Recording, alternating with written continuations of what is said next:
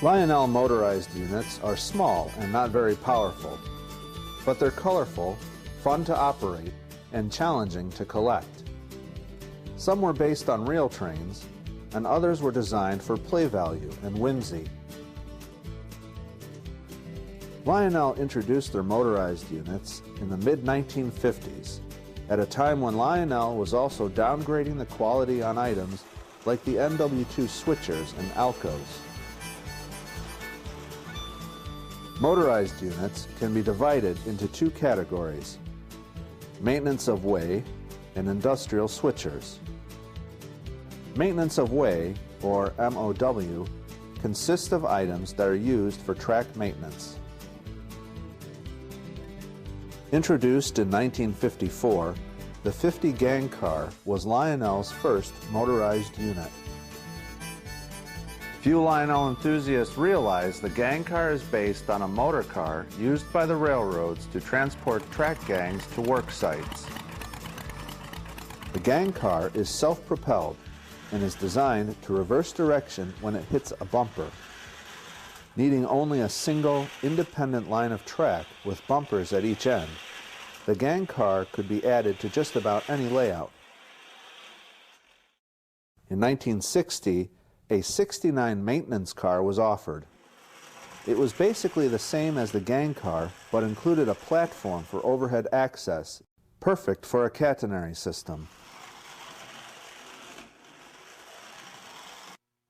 The red 52 fire car is based on whimsy. It not only reverses direction when it hits a bumper, but the fireman spins around in his chair.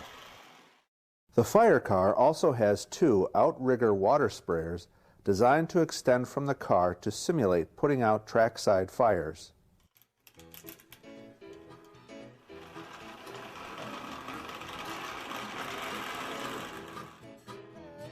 The 54 ballast tamper and 55 tie-jector were loosely based on prototypes. The animated tamping mechanism simulates the packing action of a real ballast tamper. This unit went forward only and had a rear coupler for pulling one, maybe two cars. The tamping mechanism was switched on and off when a trackside activator tripped a lever. The tie-jector mechanism was also switched on and off this way.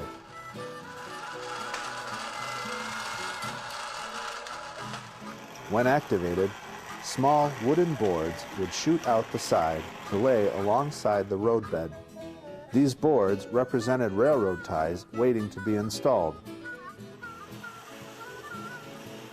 The 3360 burro crane is an accurate model of real burro cranes, which are still active today and offers the most play value of all the motorized units.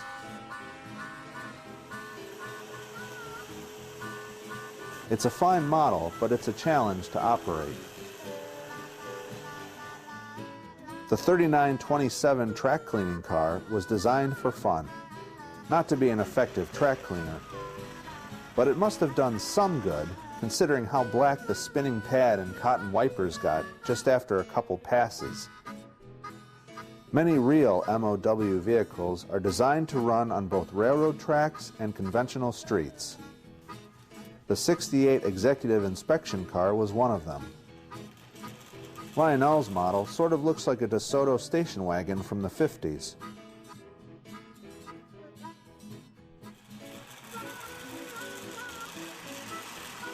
The 65 handcar is the last motorized unit developed by post-war Lionel. On most of the handcars, the pliable material used to make the two figures reacted badly with the plastic. The result was melting damage on the handcar. But not on all, so if you're looking to buy a 65 handcar, check to make sure the plastic is still intact. Industrial switchers are used for light yard duty and had been in existence on real railroads since the 30s. Most industrial switchers were either diesel electrics or gas turbines. Lionel's industrial switchers, like their prototypes, were designed to pull only a few cars. They came with a small AC motor and 3-position E-unit, but no headlights, horns, or magna traction. In 1955, less than a year after the Davenport Locomotive Works delivered their first 242 gas turbine yard switcher to the Army, Lionel introduced their model.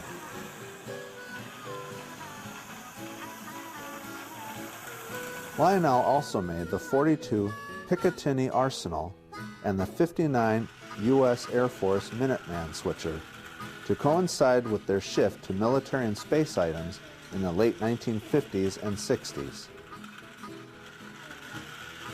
In 1956, Lionel introduced an industrial switcher modeled after the 30-ton gear-driven diesel made by Vulcan Iron Works. The basic mechanism was the same as the Davenport model, but the body design was slightly different. A decorative bell replaced the decorative horn, and the 3 window struts were replaced by a single strut, which was thin and easily broken. It's rare to find one of these switchers with the window struts intact. Lionel used the Vulcan model to produce 2 snowplows. A wedge snowplow attached to the front replaced the coupler on the 53 Rio Grande. The most collectible version is the Rio Grande with the correct letter A. The version with the backwards A is common. For tougher snow removal jobs, the real railroads used a rotary snowplow.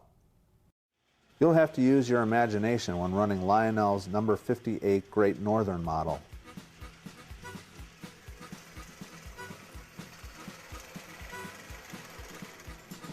The 60 trolley is neither a maintenance of way vehicle nor an industrial switcher, but it is still considered a motorized unit.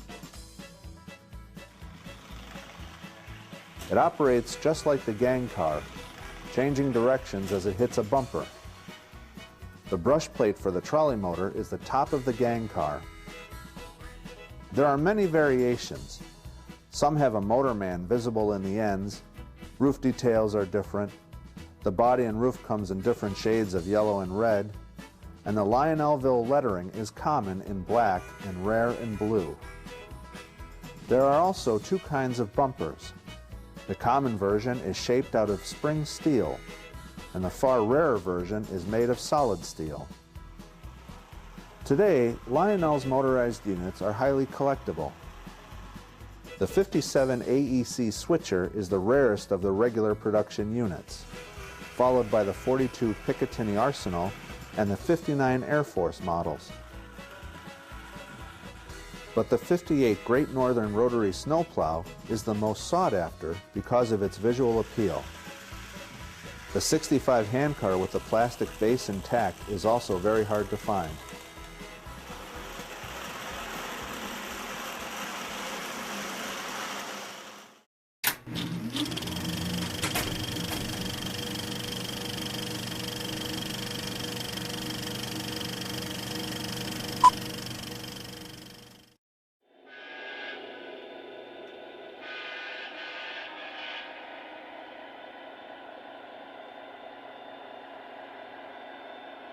Jeff Marchant of South Bend, Indiana, grew up with Lionel trains as a family hobby.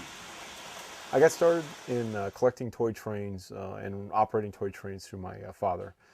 He has still his original Lionel 1939 train set that he got when he was a kid. And me and my brother grew up with Lionel trains for Christmas, and we had a small layout that grew over the years down in the basement. But growing up, my brother, who was older, had a copy of the 1959 Lionel catalog around the house.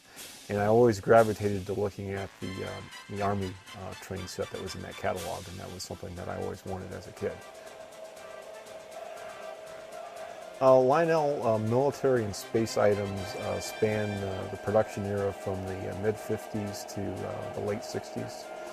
It's anything from small motorized units to larger items, a locomotive that fires missiles off the side of it, to cars that carry satellites and launch them, and helicopters, to flat cars with rockets, cars that have submarines on them, kind of that whole genre of cars that Lionel came out with to compete with toys that were coming out when Sputnik went into orbit, and the whole toy industry gravitated to the space age, and it was Lionel's attempt to compete in the toy market for the day.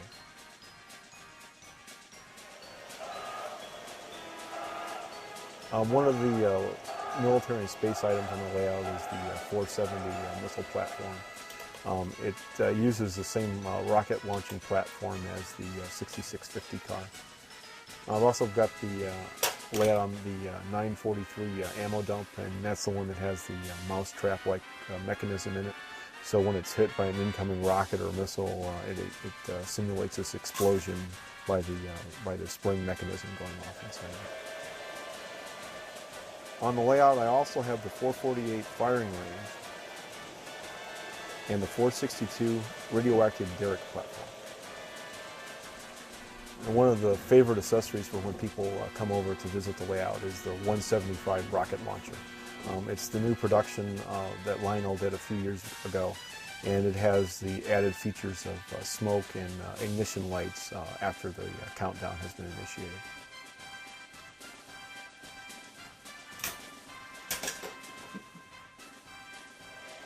I also have the 197 radar tower. It operates using the vibrator motor. The size of the layout is 17.5 feet by 9 feet. My layout is based on a Lionel D265 display store layout. The size of that layout is 8 feet by 8 feet. Moving into our new home and having much more space, I decided I wanted to build a bigger layout.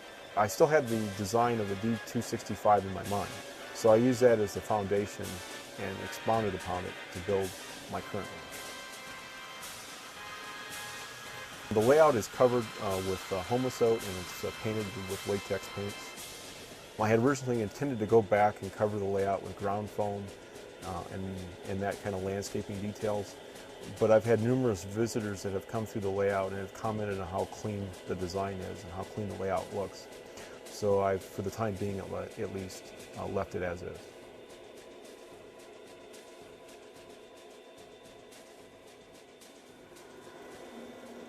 The layout features three distinct areas. The layout area that's the most prominent is the section with the large mountain.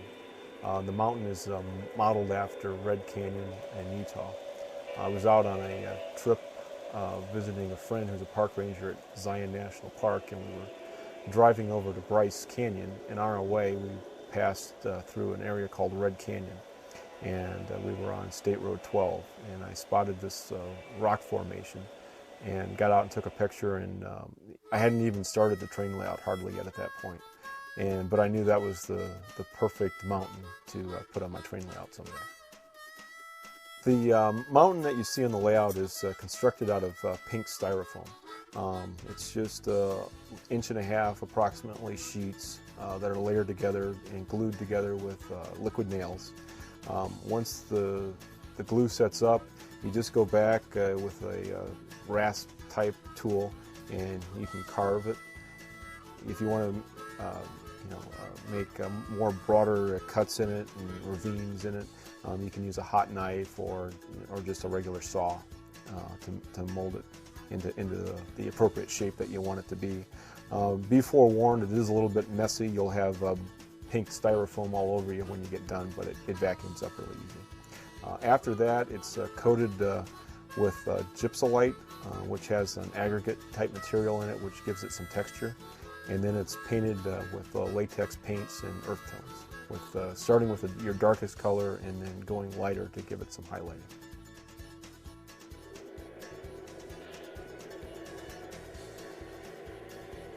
The mountain section of the layout includes other points of interest.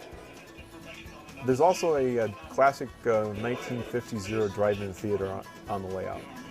There's many cars from the 50s era and the 60s era are in place to catch the double feature for the night. Day of the Earth Stood Still is going to be one of the features for the night, it looks like.